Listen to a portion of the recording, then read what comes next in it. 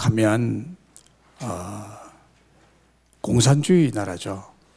통제된 그리고 사유재산이 인정되지 않는 그런 독재 국가, 그런 나라죠. 사회주의. 그 중에 특별히 그 중국의 공산주의를 강력하게 강화시킨 사람이 있는데 그 사람이 마오쩌둥입니다. 모택동이라 그러죠. 모택동, 마오쩌둥. 이 모택동의 주도하에 일어난 문화대혁명이 있었습니다. 그 문화대혁명은 1966년부터 1976년 약 10년간 지속된 중국 공산주의 강화혁명이었습니다. 공산주의의 해이를 가지고 비판하는 세력들이 생겨나게 됐죠. 그들이 주로 누구냐면 대학 교수들 그리고 대학생들이었습니다. 대학생들 그리고 기독교인들이 공산주의에 대해서 굉장히 반대를 하고 해이론을 펼치고 있을 때에 모택동이 문화대혁명이라는 미명하에 아주 공산주의 체계를 아주 다잡고 강화시킨 그런 운동인데, 특별히 그때의 기독교가 큰 핍박을 당하고 많은 사람들을 고문하고 살해하는, 그래서 엄청난 사람들이 죽었습니다. 모택동의 손에 의해서. 이 문화대혁명은 극단적인 좌파 공산주의 운동으로서 이때 중국 교회는 엄청난 어려움에 휩싸이게 됐죠.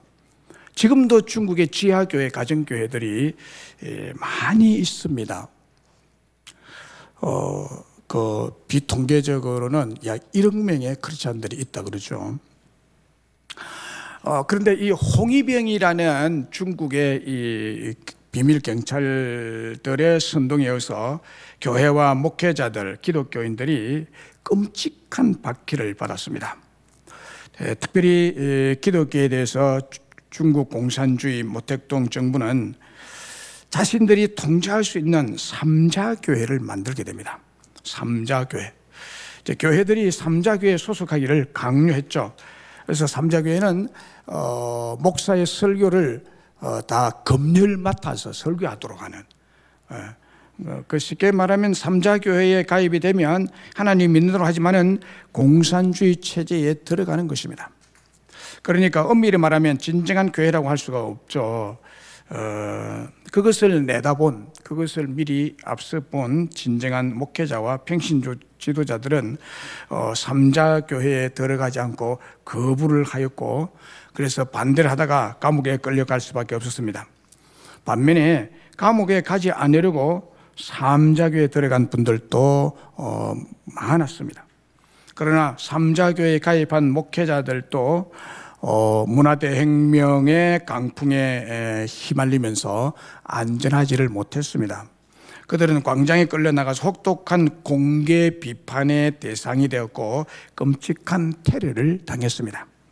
그런데 문화대혁명이 끝나고 난 다음에 예상 밖의 결과가 생겨난 겁니다.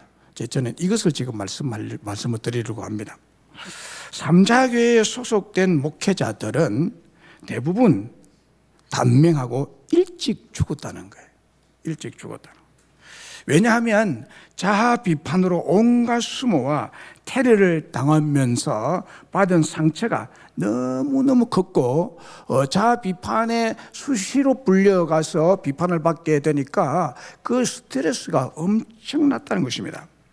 심지어 이것이 너무 고통스러워서 스스로 목숨을 끊는 목회자가 있을 정도였다고 합니다. 그런데 끝까지 핍박으로 인한 감시와 고통과 위협을 무릅쓰고 삼자교회에 들어가지 않고 감옥에 간 목회자들은 문화대혁명 중에 오히려 보호를 받는 은혜와 축복을 받게 되므로 이들은 대부분이 장수했는데 80세에서 90세까지 살았다고 합니다. 이들은 감옥에서 아주 규칙적인 생활을 하고 또 이미 감옥이라는 곳에 갇혀 있기 때문에 더 이상 감시나 의심이나 자아 비판이나 혹은 피해 다녀야 하는 고통이 없어지고 수시로 감옥 안에서 기도하고 찬양하고 마음속 깊은 곳에서 하나님께 감사와 기쁨이 있었기 때문에 오히려 장수했다고 하는 것입니다. 이들 진정한 그리스도인들은 어떤 박해와 환난이 눈앞에 목 앞에 닥쳐와도 끝까지 최후의 순간까지 주님께 영광을 돌리고 주 예수님을 기쁘시게 해드리겠다는 삶의 목적, 주 예수님을 기쁘시게 해드리겠다는 삶의 목적, 또 신앙의 목적이 있었기 때문에 오히려 감옥을 택했다는 거예요. 그것이 오히려 그들을 장수하게 만들었다는 것입니다. 그동안 우리 한국 교회 또 저희 교회도 코로나19 때문에 여러 가지 흉흉한 그런 소식, 강한 통제와 핍박으로 곤욕스러운 일들을 많이 겪어왔습니다. 그때도 그 통제 속에서도 우리 성도들 개인과 우리 교회가 할 일이 있었죠. 그것은 오직 하나님께 영광을 돌리고 주 예수님을 기쁘시게 할 것만을 생각하면서 주님의 몸된 교회의 문을 닫지 않고 예배를 계속 드려왔습니다. 우리가 전염병에 대한 이것을 무시하는 것이 아니라 우리가 최대한으로 정결하게 하고 주의를 하면서 우리는 예배를 계속 드려왔습니다. 지금에 와서 결과적으로 말씀을 드리면 우리가 주님이 기뻐하시는 일이 무엇인가를 고민하고 그것에 오직 믿음으로 순종하면 그 다음은 하나님이신 주님께서 공의롭게 선하게 승리로 책임져 주신다는 고백을 드릴 수밖에 없습니다. 너무 끝나고 난 다음에 저희들의 기분은 너무 맹쾌하고 유쾌하고 통쾌한 일이었습니다. 그러면 여러분, 우리의 모든 일에 근심하고 걱정하고 고민할 필요가 없어집니다.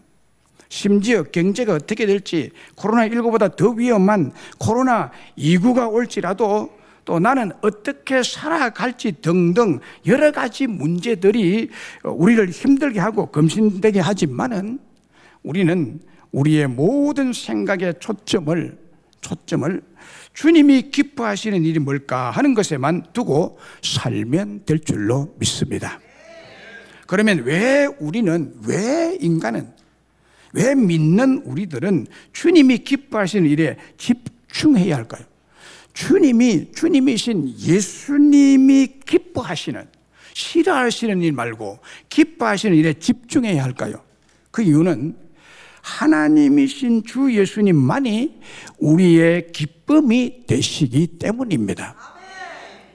예수님만이 우리의 기쁨이에요. 믿습니까? 네.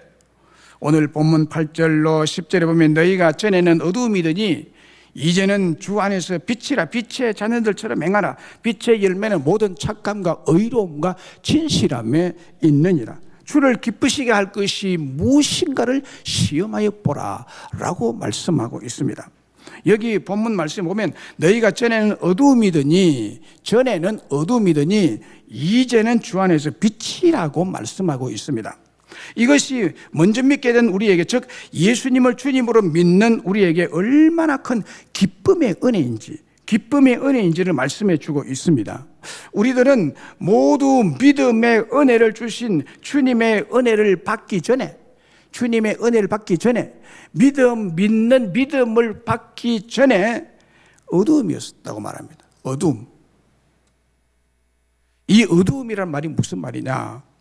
해석을 드리면 생각이 어둡고 사상이 어둡고 판단이 어둡고 영혼이 캄캄한 어둠에 갇혀 있었던 사람이다라는 말입니다. 하나님이신 또 주님이신 예수님을 믿음으로 받아들이기 전에는 깜깜한 어둠입니다. 그 어둠이 심령이 어둡고 생각이 어둡고 판단이 어둡고 사상이 어둡다는 거예요. 더 쉽게 말씀드리면 하나님을 알지 못할 때에는 구원의 은혜, 구원이 뭔지를 모르는 거죠. 깜깜한 거죠. 구원에 대해서는 깜깜하고, 그것을 주시는 절대자 하나님, 내 인생의 주님이라고 부를 수 있는 주인이 따로 있었는지에 대해서는 깜깜이었다는 거예요. 깜깜이었다. 그래서 산다는 것이, 인생의 삶의 목표, 목적이 단순히 내 자신의 기쁨, 내 일신상의 기쁨, 1차원적인 내 육신의 기쁨과 만족만이 최고의 행복이라고 생각하며 살았던 그 삶이 바로 어두움이라는 것입니다. 어두움. 내 건강, 내 돈, 내 동산과 부동산이 많아지는 것, 내 취미, 내 하고 싶은 것을 하며 사는 것이 전부였다는 거예요. 이것을 성경에서는 어두움이라고 말합니다. 오직 내 기쁨이 최우선이고 내 만족이 최고 가치이지, 다른 것, 남들이 어떻게 되는 것, 남의 기쁨과 행복에 대해서는 전혀 관심을 쓰지 않고 또 쓸 아무런 이유를 찾지 못하는 지독히 이기적인 어두움에 갇혀 사는 사람들이 하나님을 알지 못하는 그런 사람들의 삶의 스타일이라는 것입니다. 삶의 스타일이라는 것입니다. 이것이 오늘 본문에서 언급하는 너희가 전에는 어두움이더니라는 말씀의 뜻입니다. 그런데 이제는, 전에는 어두움이었는데 이제는 주 안에서 빛이라, 빛의 자녀들이라고 말씀하고 있습니다. 저도 전에는 어두움인데 이제는 빛이라고 한 것은요, 이제는 어두움이 밝게 빛나는 것으로, 까만색이 흰색으로, 흑색이 밝은색으로, 악취가 향기로, 절망이 소망으로, 불순종의 아들들에서 순종의 아들로, 마귀의 자녀에서 하나님의 자녀로, 지옥의 어두움에서 천국의 광명으로, 이기적인 삶이 이타적인 밝은 빛의 삶으로 180도 바뀌어졌다는 거예요. 한마디로 슬픈 어두운 인생이 기쁨의 밝은 빛의 인생으로 바뀌었다는 사실을 말씀해 주고 있습니다.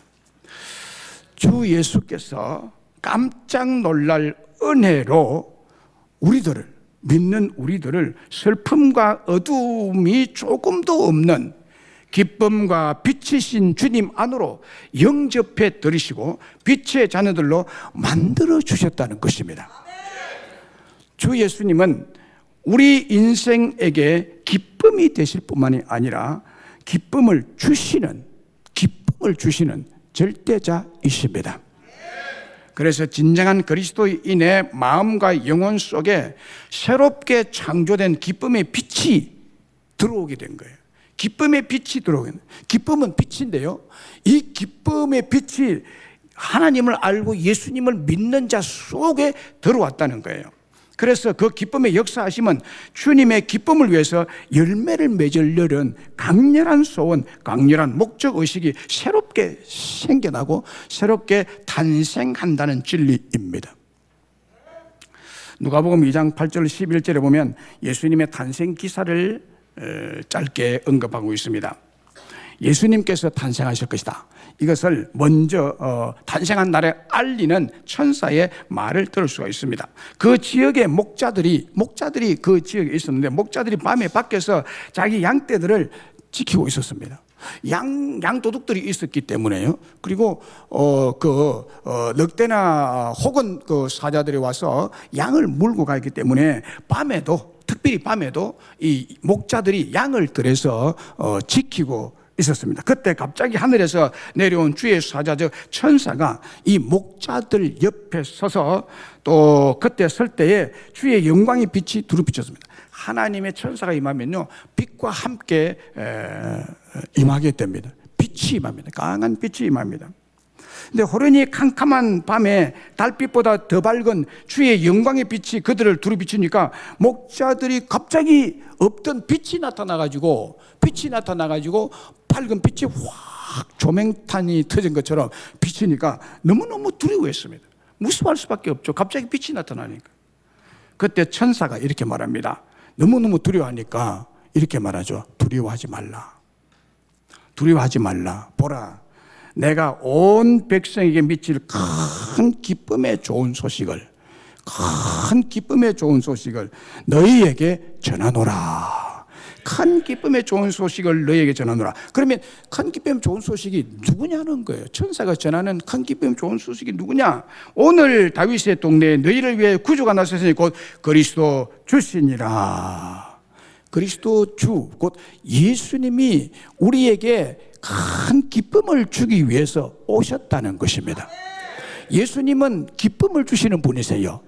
예수님은 빛이신데, 빛으로 임하고 빛이신데, 그분이 우리 속에 있는 생각과 사상과 판단과 모든 생활의 원리가 깜깜했는데, 어두움이었는데, 하는 짓이 어리석고 어두움이었는데, 거기에 하나님의 하늘의 빛을 주셔서 정말 기쁨의 삶을 살도록 그렇게 하셨다는 거죠. 기쁨의 은혜입니다. 오늘이 여러분 추수감사절이죠. 또 성탄절이 얼마 남지 않았습니다. 성탄절에 오신 우리 주님께서는 우리의 큰 은혜로 기쁨의 열매, 감사의 추수를 주신 줄로 믿습니다. 올해도 우리는 주님께 주신 기쁨의 열매, 감사의 수확을 먹고 있습니다. 특별히 여러분, 우리 주님께서 가장 선하시고 기뻐하시고 온전한 뜻이 무엇일까요? 이 감사절기를 통해서 정확히 우리가 바로 또 한 번 더 알아야 되겠죠. 그것은 바로 한 영혼이 주님에게로 돌아온 것입니다. 우리들의 마음속에도 이 기쁨의 마음을 주셨어요. 이 기쁨의 마음을 주셨어요. 여러분 가정에 신생아가 태어나면 얼마나 기뻐합니까? 얼마나 기뻐합니까? 참 기쁨이 충만하죠. 너무너무 기뻐서 좀 늦둥이를 낳은 딸아이를 기쁨이라고 지은 가정도 있습니다. 우리가 늘 그 아이를 보고 기쁨아 그러면요, 내 마음도 기뻐져요. 우리 예수님이 이 기쁨을 주셨다. 그래서 하나님의 기뻐하시는 것이 무엇인지 시험해 보라고 했는데, 무엇인지 보세요. 하나님 기뻐하시는 게 무엇인지 누가복음 15장에 나타나 있습니다. 여기 보면은요, 예수님께서 기뻐하는 게 뭔지, 누구를 기뻐하는지를 누가복음 15장에서 말씀하고 있는데, 양 100마리가 있었는데 그 중에 한 마리를 잃었대요. 한 마리를 잃었습니다. 한 마리를 잃었는데, 양 100마리 중에 한 마리 잃으면 99마리는 우리에 있고 한 마리가 우리를 뛰쳐나가는데, 이게 어떤 연유로 튀어나간지는 설명을 하고 있지 않습니다. 그런데 이 한 마리를 찾아서 그 목자가 찾아다닙니다. 이 한 마리를 찾을 때까지 찾지 않겠느냐?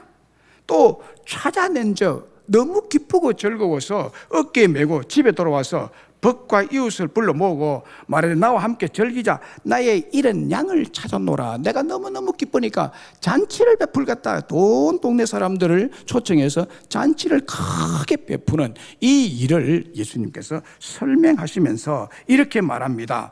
내가 너희에게 이르노니 이와 같이 죄인 한 사람이 회개하면 하늘에서는 회개할 것이 없는 의인 99으로 말미암아 기뻐하는 것보다 더 기뻐하리라 이랬습니다. 그러니까 하나님이 기뻐하시는 것이 뭐냐? 한 영혼이 돌아오는 것. 그걸 너무너무 기뻐하신대요. 그 마음을 우리에게도 주셨습니다, 여러분. 그래서 여기에 이런 양을 찾는 자는 선한 목자입니다. 선한 목자. 양에게 있어서 행복의 세 가지 조건이 있습니다. 양에게 있어서 행복의 조건 세 가지. 저는 촌에서 염소를 참 많이 먹였습니다. 양은 없었고요. 염소는 많았어요. 그 초등학교 때 주로 염소를 몰고 다녔으면서 덜해서 염소를 먹였는데요. 이 초등학생의 염소의 힘이 굉장히 센데요. 한 마리가 아니라 4-5마리를 함께 고비에 몰고 이렇게 다닙니다. 그 암놈은 좀 말을 잤던데 이 순놈은요 굉장히 말을 안 듣습니다. 힘도 세고요. 그 어린 나를 그냥 확 끌고 갈 때도 있고요. 그럼 내가 순간적으로는 끌려가지만은 이렇게 나를 끈다 싶어가지고요 부해가 나가지고 두들을 패고 이랬습니다. 그 뿔로 잡고 막 위에 올라타가지고 막 확 이렇게 하고 막 그랬는데요. 어쨌든 이 양 혹은 염소에게 행복한 조건 세 가지 있습니다. 첫째는요, 풀은 초장입니다. 풀이 있어야 되는 거예요. 이 양에게는 풀이 행복의 첫째 조건이에요. 둘째는 목마를 때 마실 수 있는 잔잔한 시내, 곧 호수입니다. 물입니다, 물. 시내와 호수가 있어서 맑은 물을 마실 수 있으면 이것 또한 양에게는 큰 행복이죠. 셋째는 선한 목자입니다. 선한 목자가 있어야 합니다. 그런데요, 사실 이 앞에 두 개는 없어도 무방하지만은 오직 하나 선한 목자가 있어야 됩니다. 선한 목자만 있다면 양은 행복을 보장받고 행복한 삶을 살아갈 수가 있습니다. 그래서 선한 목자가 있는 양은 복되고 행복한 양이라고 말할 수가 있습니다. 여기 양 100마리가 있었는데 지금 한 마리를 잃었다고 그랬어요. 한 마리가 길을 잃고 우리를 탈출해서 나갔습니다. 어디로 갔는지 보이지 않습니다. 저는요 한 20년 전에 몽골에 가보았습니다. 몽골에 한 3박 4일 정도 있다가 왔는데 선교 때문에 그 몽골은 참 그 팽야가 주로 팽야지대죠. 아주 넓은 목초, 그리고 산에는 이런 울창한 숲이 없고 그냥 민둥산입니다. 거기에 이 양떼들, 소떼들이 굉장히 많이 널려 있습니다. 그때 우리나라는 그 소떼, 양떼를 볼 수가 없잖아요. 뭐 소를 본다면 뭐 한 마리, 두 마리 이렇게 소 마구간에 가야 이제 볼 수 있는데, 이건 들에만 나가면, 산에만 나가면, 길에 나가면 그냥 양떼들이 하얗게 산에 덮여 있어요. 그리고 소떼들도 엄청나게 많습니다. 근데 특별히 양떼들을 보면서 목자와 양과의 관계를 유심히 눈여겨본 적이 있습니다.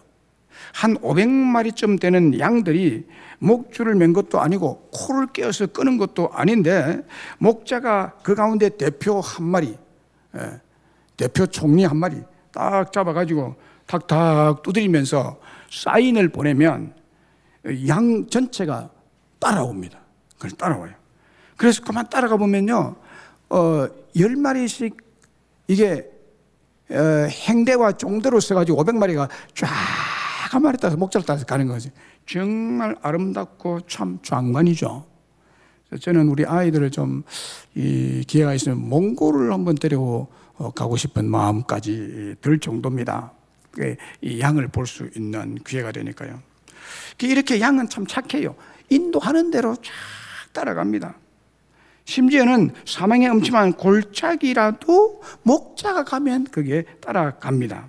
이것이 양의 속성입니다. 그런데 어찌된 일인지 이 중에서 한 마리를 잃었다는 거예요. 한 마리를 잃었다. 100대 1이죠. 그 한 마리는, 100마리 중 한 마리는 있어도 없어도 그만인 것이 일반 세상의 논리 아닙니까? 그러나 목자에게는 이 한 마리가 큰 문제입니다. 바로 양이라는 생명이 있기 때문에 그것이 문제입니다. 목자는 그 양을 특별히 사랑했습니다. 그래서 중요합니다. 그 양이 지금 어디서 고통스러울까? 넝쿨에 걸렸을까? 벼랑 끝에 걸려서 지금 울고 있을까? 맹수에게 찢겼나? 이런 불길한 생각을 치울 수가 없습니다. 그래서 잠도 잘 수가 없습니다. 그래서 이 목자가 잃어버린 양을 찾아서 지금 나섰죠. 그러다가 이 양을 찾았습니다. 찾았을 때 성경에 자세히 보면은요, 정말 구원에 기중한 진리가 숨겨져 있습니다. 목자는 잃은 양에게 책임을 묻지 않는다는 사실입니다. 책임을 묻지 않아요. 책망을 하지 않고 정죄하지 않습니다. 율법적인 심판을 하고 있지 않습니다. 너 어찌해서 대열에서 빠져서 그리 갔느냐? 더 좋은 먹잇감을 혼자 욕심내서 먹으려고 네 혼자 두리번거리다가 이래 대열에서 이탈됐지 않느냐? 너 왜 길을 잃었느냐? 잘 따라오지 않고 뭐 했느냐?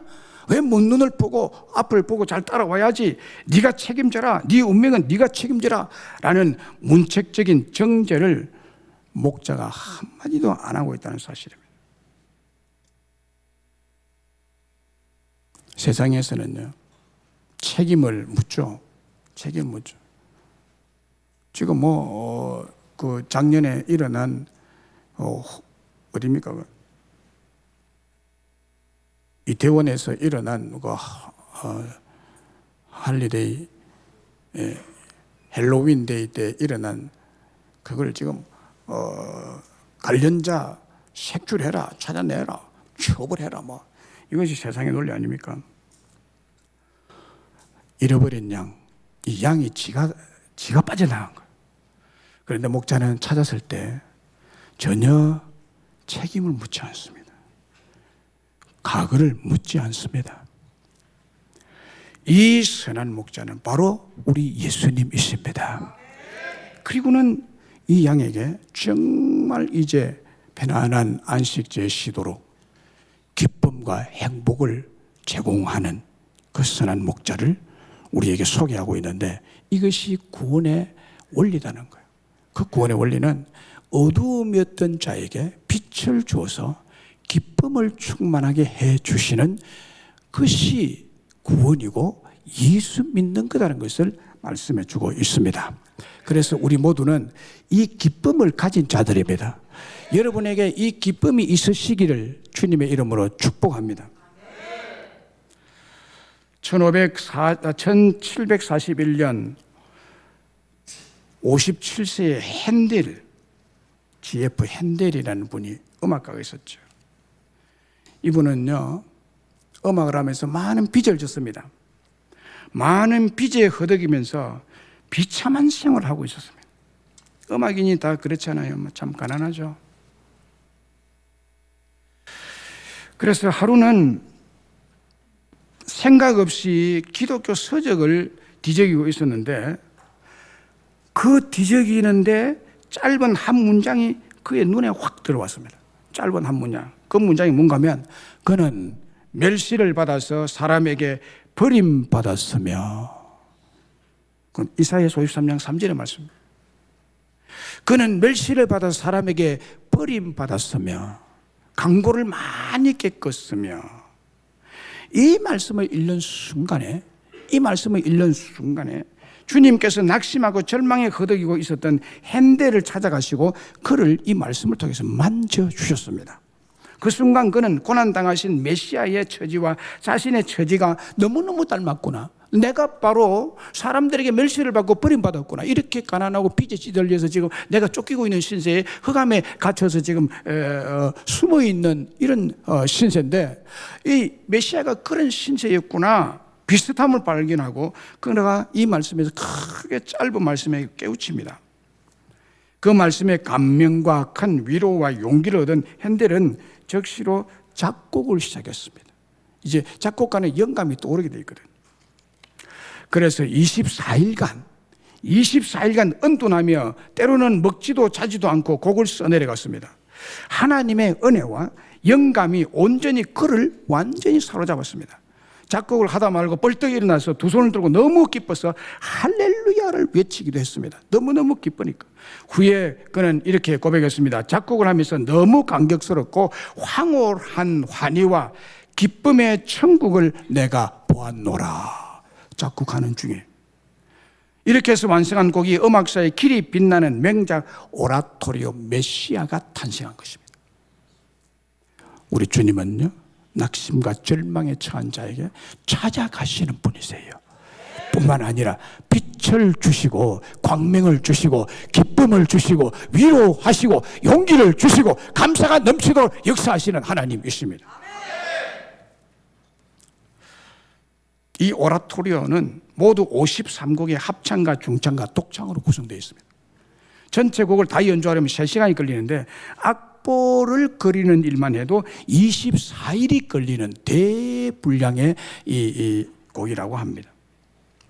연주 때 이 곡의 할렐루야 절정 부분에서 청중석에 앉아있던 영국의 여왕이 그것을 듣는 자리에서 너무너무 감격하고 황홀하고 기쁨이 충만해서 자리에서 자신도 모르게 벌떡 일어났답니다.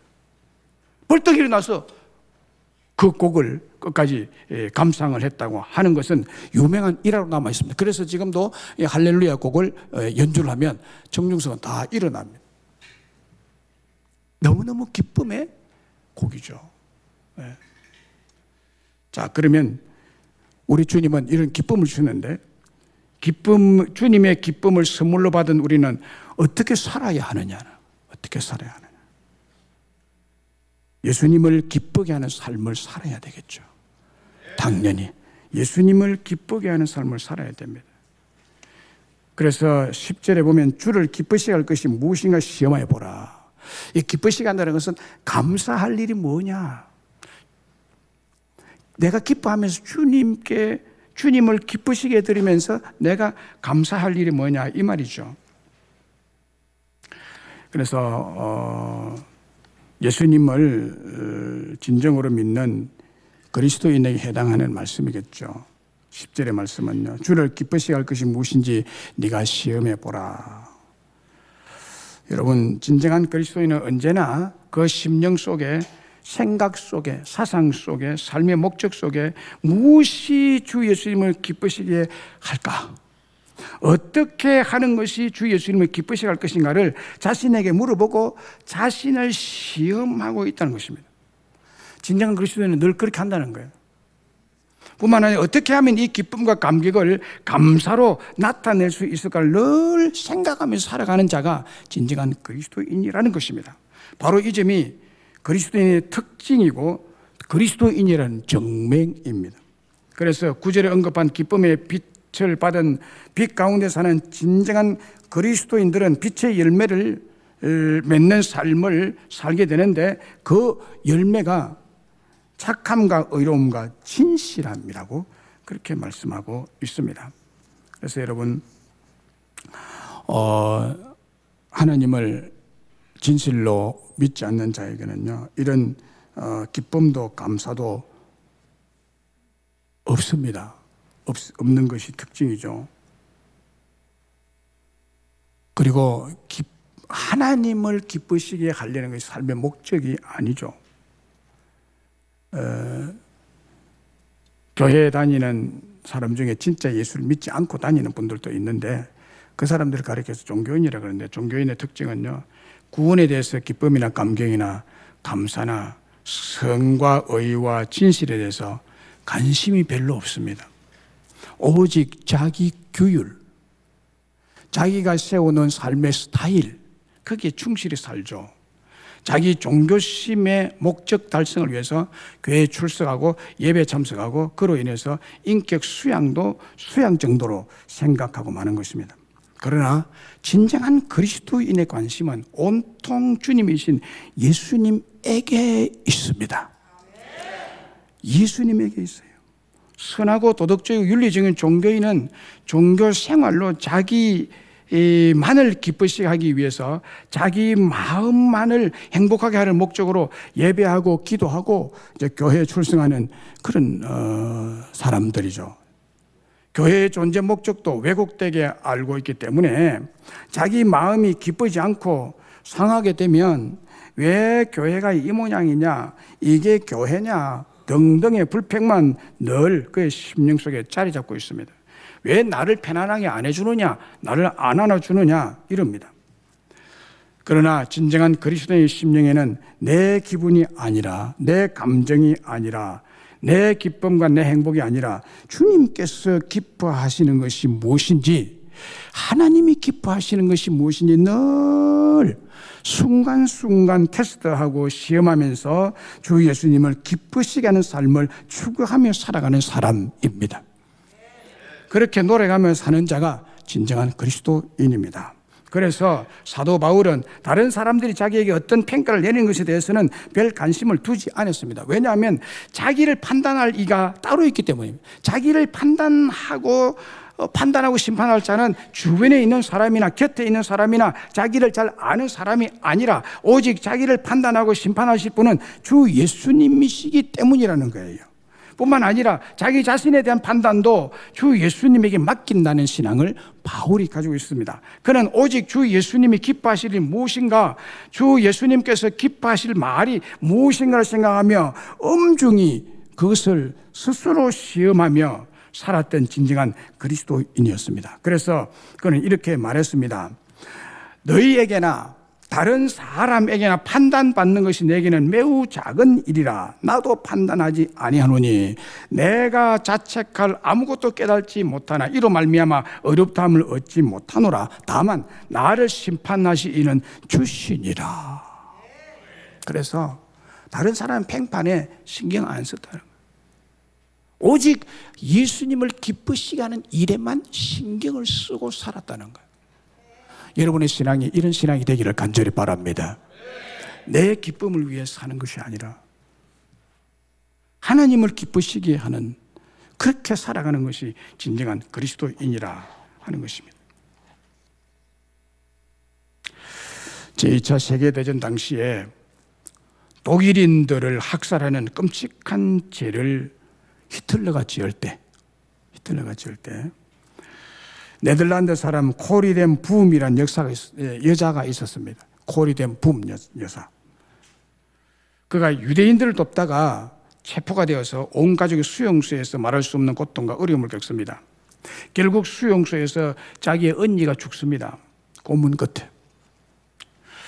그리고 전쟁이 끝난 후 그녀가 전 세계를 다니면서 하나님의 역사를 간증할 때 어느 홀에서 그거 간증하고 마쳤는데 내려갔는데 독일에서 자기 언니를 죽인 살인자 간수를 그곳에서 만납니다. 그런데 코리덴 붐 여사가 어떻게 했을까요? 그를 만났을 때 그리스도의 사랑으로 용서해 줍니다. 용서해 주고 이 일화가 지금도 유명하게 전해지고 있죠. 이런 코리덴 붐 여사의 믿음은 어디에서 물려받은? 자기 아버지께로부터 물려받았습니다. 아버지 게스퍼 텐 붐은 코리덴 붐이 어릴 때 시계방을 운영했답니다. 경제적으로 굉장히 어려웠었는데 하루는 한 부자가 시계를 사려 그 시계점에 왔답니다. 그것도 아주 고가의 시계를 현금으로 사겠다고 했습니다. 그 시계를 팔면 코리덴 붐 집안이 한동안 어려움 없이 지낼 수가 있는 돈이었습니다. 그런데 시계를 팔기로 하고 이야기를 나누다 보니 그 부자가 참으로 아끼는 시계가 있었는데 고장이 나서 새 시계를 사려고 왔다는 것을 알게 됩니다. 코리의 아버지는 그 시계를 보여달라고 했고 그 시계를 받아들고 몇 가지를 만져서 시계가 고쳐지고 잘 가게 됐습니다.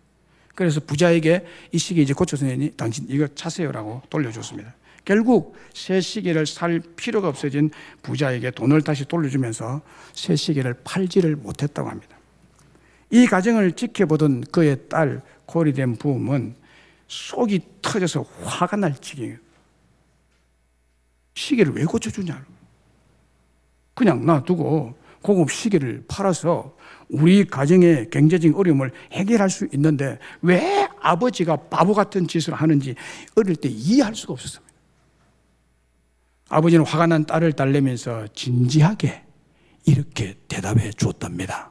코리야, 돈은 필요하면 하나님이 언제나 우리에게 줄 수 있지 않겠니? 그러니 우리가 최선을 다해 정직하게 손님을 섬기지 않는다면 하나님이 기뻐하실까? 하나님께서 오늘 우리가 그 손님을 어떻게 대하기를 더 기뻐하시겠느냐? 고칠 수 있는데도 안 고쳐주고 새 시계를 파는 것을 하나님이 기뻐하실까? 조그만 손보면 고칠 수 있는 고쳐서 손님이 좋아하는 시계를 계속 사용하도록 하는 것이 기뻐하실까? 생각해봐. 코리아, 우리 그리스도인은 돈 벌기 위해 사는 사람들이 아니라 하나님을 기쁘시게 하기 위해서 사는 사람이란다. 아멘이시죠? 우리 그리스도인은 돈을 벌기 위해 사는 사람이 아니라 하나님을 기쁘시게 하기 위해서 사는 사람이란다.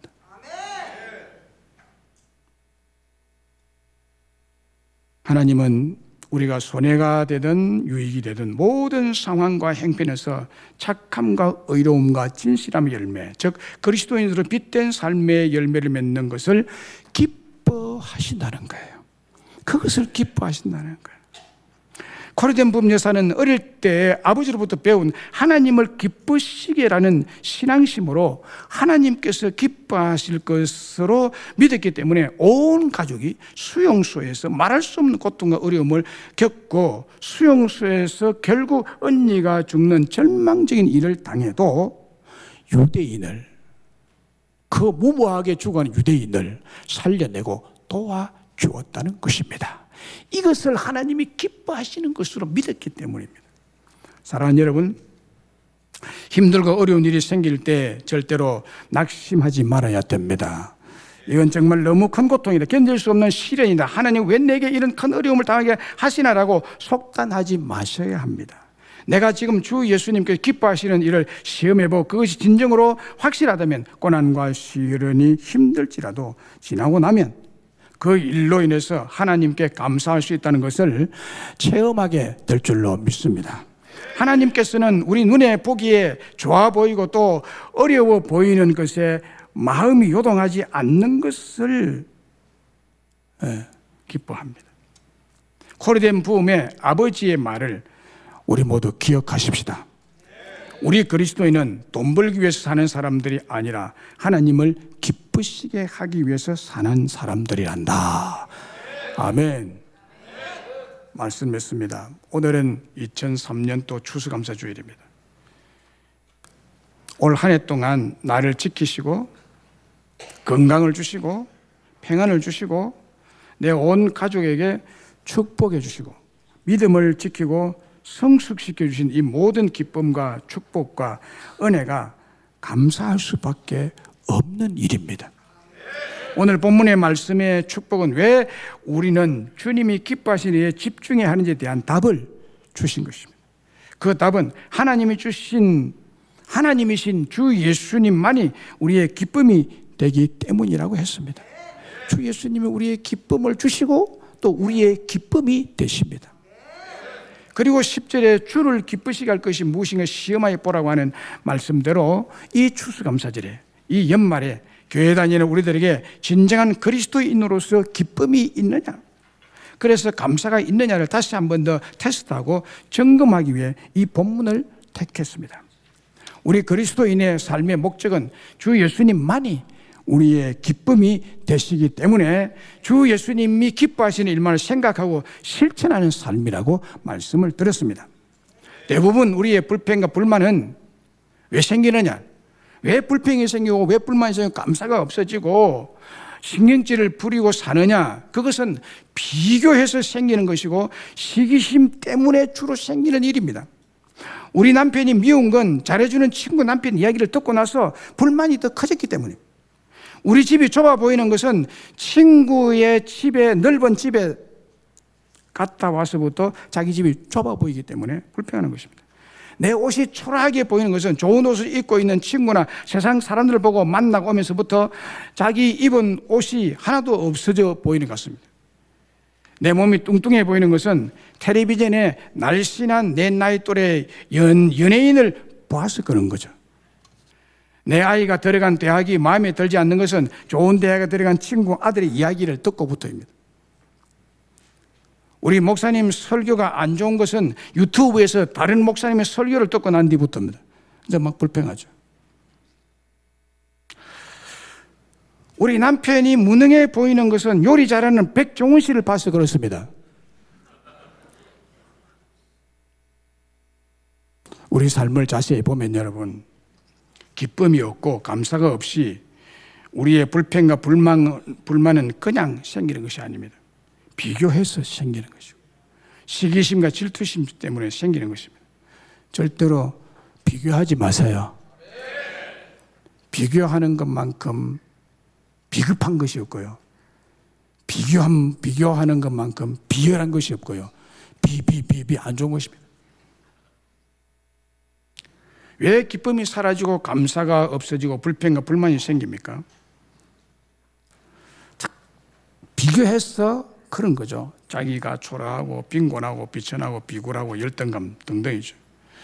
사랑하는 여러분, 하나님께서 이미 우리 모두에게 주 예수님을 통해서 밝은 빛을 여러분의 심령에 주신 줄로 믿습니다. 그래서 기쁨을 선물로 받은 자들입니다. 기뻐하십시오. 기쁨의 선물을 받은 자들이에요.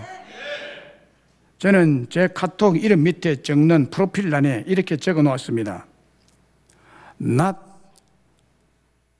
success, but serve.